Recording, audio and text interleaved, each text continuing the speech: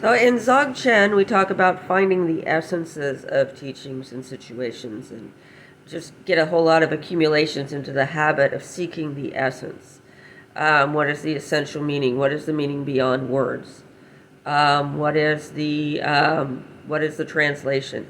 And then we work on progressing through going up and down the stages of the different meanings, the different levels, different plateaus. How do people behave when they're looking at it this way? How do they behave when they're looking at it this way? If we filter it through the different elements, all of those kinds of things.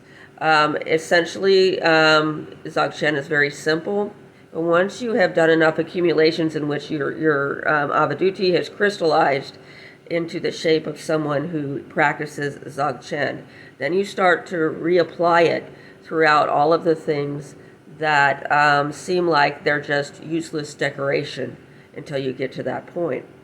At that point, it all starts to come alive and act in different ways for you. And you start to see things that are secret in the sense that you know them, you see them, you know it's sitting right there in the open, and anybody who can see it can know it. But it defies words and descriptions. And if I were to describe it to somebody, they could memorize my words, and that might get in the way of them actually actualizing an understanding of it. However, sometimes we give our words in order to impart confidence in the future for when they've overcome that brief hurdle and actually seen it for real, and now they have confidence that it is something that someone before them has seen. It's validation in a way. Especially in this world in which we live amongst people who are exuding cells that say, cells and DNA into the air that we breathe in and process, and it becomes part of our consciousness, that they require validation.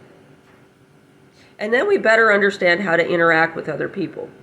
Now, when we are going past the 10th bhumi in this manner, that in order to descend back below the 10th bhumi where ordinary people live, it's like finding the right door. It's like looking at a screen, the light shines through both ways, but other people see it as a solid barrier in which there are doors.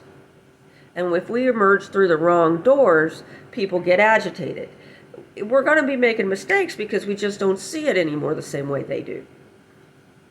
So we have to learn how to deal with other people's agitation as well. So when we're putting definitions, which vase do we end up in? How do we, going through the walls of the vases without breaking them and stuff like that? That gets unnerving to people. They start to see us as unnatural. And but there comes a point where we just can't stand on their ground.